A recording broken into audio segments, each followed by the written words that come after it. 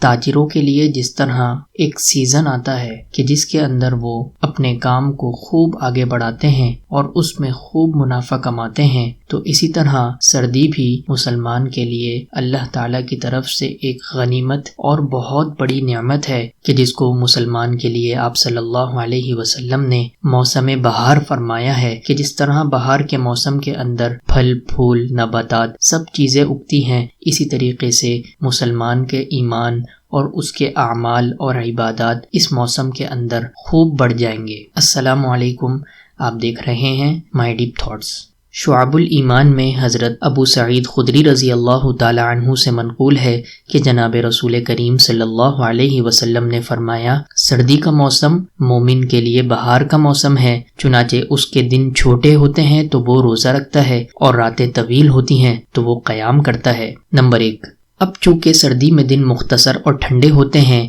بھوک اور پیاس کی شدت زیادہ نہیں ہوتی، اس لیے روزہ رکھنا آسان ہوتا ہے، لہٰذا اگر رمضان المبارک کے روزے رہ گئے ہیں تو ان کی قضا کریں اور مزید پیر جمعرات اور ایام 20 یعنی چاند کی 13، 14، 15 تاریخوں کے نفل روزے رکھ کر بے انتہا ثواب حاصل کریں۔ نمبر 2، سردی کی راتیں لمبی ہوتی ہیں، آسانی سے آرام پورا ہو جاتا ہے، لہٰذا رات کے آخری حصے میں نماز تہجد کی 2، 4، 6، 8 رکعتیں جو سہولت سے ادا ہو سکیں وہ ادا کر لیں، اس کے بعد توبہ استغفار کریں، اور اگر کسی عذر کی وجہ سے رات سونے میں تاخیر ہو جائے تو نماز فجر کا خیال رکھیں۔ ان کی لمبی راتوں میں ساری رات فضولیات میں مشغول ہو کر نماز فجر سے محروم ہو جانا سخت بد نصیبی کی بات ہے۔ اللہ تعالی ہمیں اس موسم سرما کی نعمت سے فائدہ اٹھانے کی توفیق عطا فرمائے۔ آج کی ویڈیو سے بس اتنا ہی، امید کرتے ہیں آپ کو ہماری ویڈیو ہمیشہ کی طرح ضرور پسند آئی ہوگی۔ اگر پسند آئی ہے تو ضرور لائک شیئر کریں۔ ملتے ہیں اگلی ویڈیو میں، تب تک کے لیے اللہ حافظ۔